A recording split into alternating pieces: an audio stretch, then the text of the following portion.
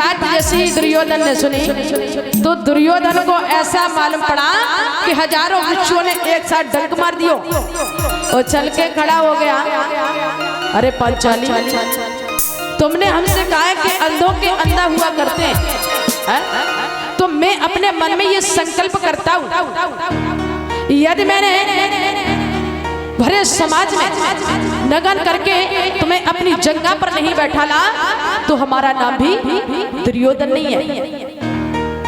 और ये बात जब भीम को पता चली कि दुर्योधन ने अपने मन में ये संकल्प किया है कि द्रौपदी को नगन करके अपनी जंगा पर बैठा लेगा, तो भीम भी कहने लगे, मन में विचार किया कि हे दुर्योधन, अगर तुमने अपने मन में यह संकल्प किया है कि तुम द्रौपदी को नगन करके अपनी जंगा पर बैठा लोगे, तो मैं भी संकल्प करता हूँ, यदि मैंने अपनी गधा से तुम्हारी जंगा को नहीं तोड़ा तो हमारा नाम भी पवन पुत्र भीम नहीं है।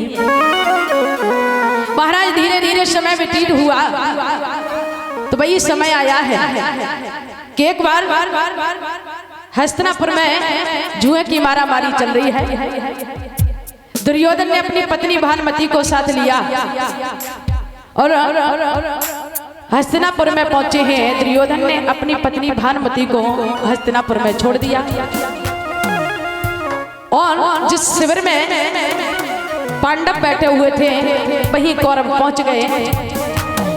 अंत में जब कौरव और पांडवों में आपस में जब जुआ खिला है तो सबसे पहले सभी पांडवों ने सारे राजपाट को रख दिया, सारे राजपाट को भी हार गए।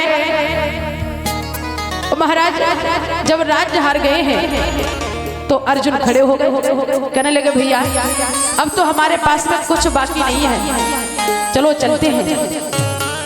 और जैसे ही अर्जुन खड़े हुए तो उसी सभा में कुछ चांडाल चौकड़ी बैठे हुए थे, कहने लगे, बाजी वाह, आज शेर भी अपनी दुम को छुपा करके भाग रहा है।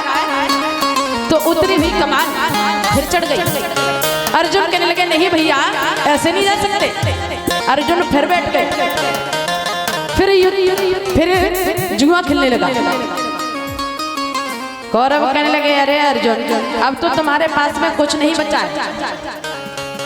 अंत में ये हुआ परीक्षित महाराज कि सभी पांडवों ने मामा शकुनी के कपट भरे शब्दों से अंत में ये हुआ सारा राजपाट भी हार गए और द्रौपदी मैया को भी हार जाते हैं।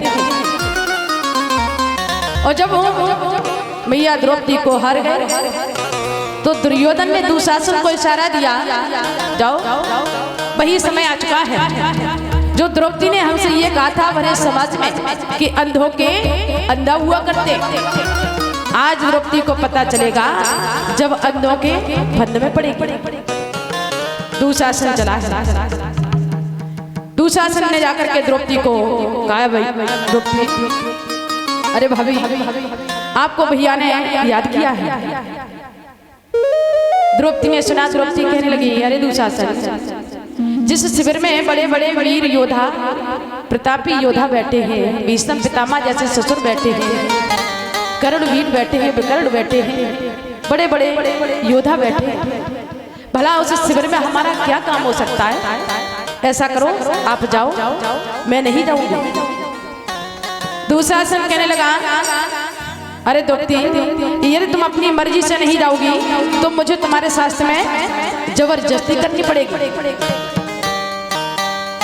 बताया है कि जब द्रौपदी मैया इनकार करती है तो दुशासन ने द्रौपदी के वालों को पकड़ लिया और महल से बाहर खींचने लगा।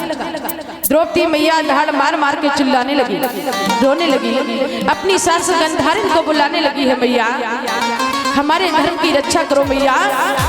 और क्या बोली है,